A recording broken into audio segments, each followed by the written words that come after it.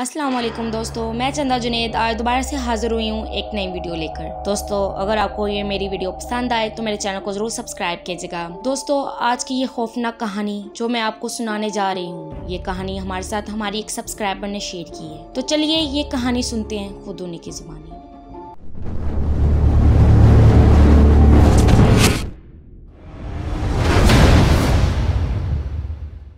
ये वाकया आज से तकरीबन 3 महीने पहले का है, जब हम लोग एक किराए के घर में रहा करते थे जो कि थोड़ा छोटा हुआ करता था। हम अपने ही इलाके में एक बड़ा घर किराए पर ढूंढ रहे थे। फिर हमें एक घर किराए पर मिल गया जो कि हमारे घर से थोड़ा बड़ा था। घर के हालात तो ठीक ठाक ही थे, लेकिन घर का पेंट काफी उखड़ा हुआ था। तो मैंने सोचा क्यों ना घर का पेंट करवा लिया जाए। हमारे शिफ्टिंग से कुछ दिन पहले मैंने घर का पेंट करवाने का फैसला किया। मैंने पेंट बाजार से खरीदा और 2 पेंटर्स को लेकर घर चला गया। तो ये पेंट करवाने का पहला दिन था। मैंने पेंटर को घर छोड़ा और फिर वहां से अपने पुराने घर की तरफ चला गया। जब मैं तकरीबन शाम को 5 बजे घर वापस आया तो मैंने देखा कि पेंटर्स घर का तकरीबन आधा हिस्सा पेंट कर चुके थे।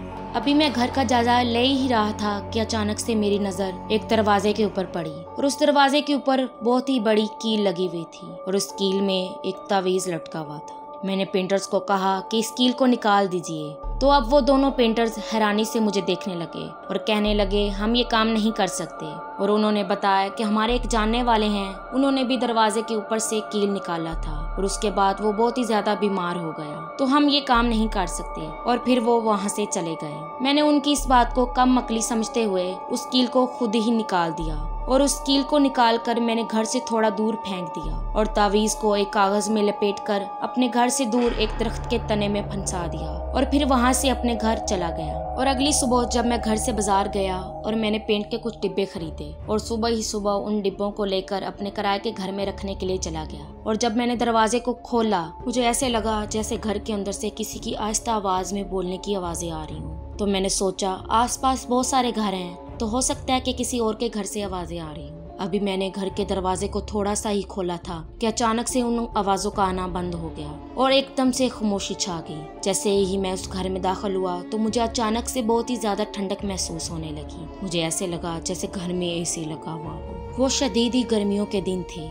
मैं पसीने से पूरा भीगा हुआ था। मैं बड़ा ही हैरान कि अंदर इतनी ठंडक कहाँ से आ गई। तो खैर मेरी हालत गर्मी में बहुत ही ज्यादा खराब थी। मैंने पेंट के डब्बे वहाँ रखे और मैं हाथ पांव धोने के लिए वॉशरूम में चला गया। जब मैं वॉशरूम में हाथ धो रहा था तो मैंने अपने सामने लगे हुए शीशे में देखा कि मेरे पीछे एक खौफनाक चुड़ैल खड़ी हुई है। उसके बाल बहुत ही ज्यादा बड़े और खुले हुए थे। जब मैंने उसे देखा तो मैं बहुत ही ज्यादा डर गया और एकदम से पीछे मुड़ गया। जैसे ही मैं पीछे मुड़ा तो देखा कि पीछे कुछ भी ना था। तो खैर मैं वॉशरूम से निकला और अभी मैं मेन डोर के दरवाजे पर ही था कि मेरी नजर उसी दरवाजे पर पड़ी जहाँ से मैंने उस तावीज और कील को निकाला था। मैंने देखा वो कील उसी दरवाजे पर दोबारा से लगी हुई है और वो तवीज भी लटका हुआ है। जब मैंने ये देखा तो मैंने सोचा ये कील और तवीज तो मैं बहुत ही दूर फेंक कर आया था, तो ये कैसे हो सकता है कि ये दोनों चीजें एक ही दिन अपनी ही जगह पर वापस आ जाएं। जब मैंने ये देखा तो मैं बहुत ही ज्यादा डर गया और मैंने अपने घर से दौड़ लगा दी। सीधा ही मैं अपने घर के करीबी मस्जिद में पहुंचा और मैंने वहाँ के इमाम साहब को ये सारा वाकया बताया।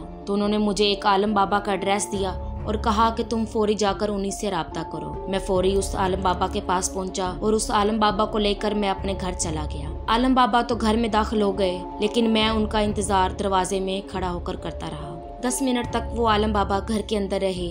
जब उसके बाद वो वापस आए तो उन्होंने मुझसे पूछा कि तुमने यहाँ से वो कील और तवीज क्यों निकाला। तुम्हारे घर में जिन्नात का बसेरा है और यहाँ पर उनका पूरा खानदान रहता है। मुझसे पहले किसी आलम ने इन जिन्नात को एक कमरे के अंदर मुख्तस कर दिया था।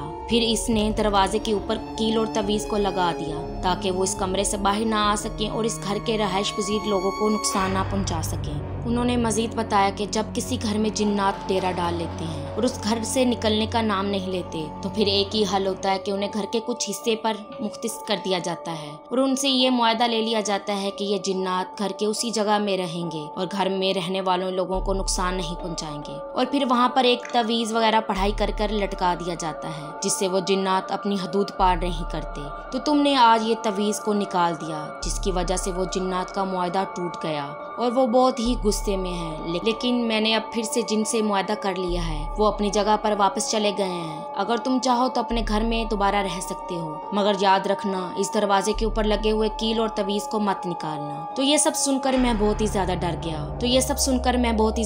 गया और उसी दिन शाम को जाकर मैंने मालिक मकान को घर की चाबियां वापस कर दी और घर में रहने का फैसला खत्म कर दिया। तो दोस्तों, ये थी आज की खौफनाक कहानी। अगर आपके साथ भी कोई ऐसा सच्चा वाकया पेश आया है और आप लोगों को सुनाना चाहते हैं तो हमारे इस व्हाट्सएप के नंबर पर अपना वाकया भेजें। दुआ में याद रखिएगा। अल्लाह निगहबान।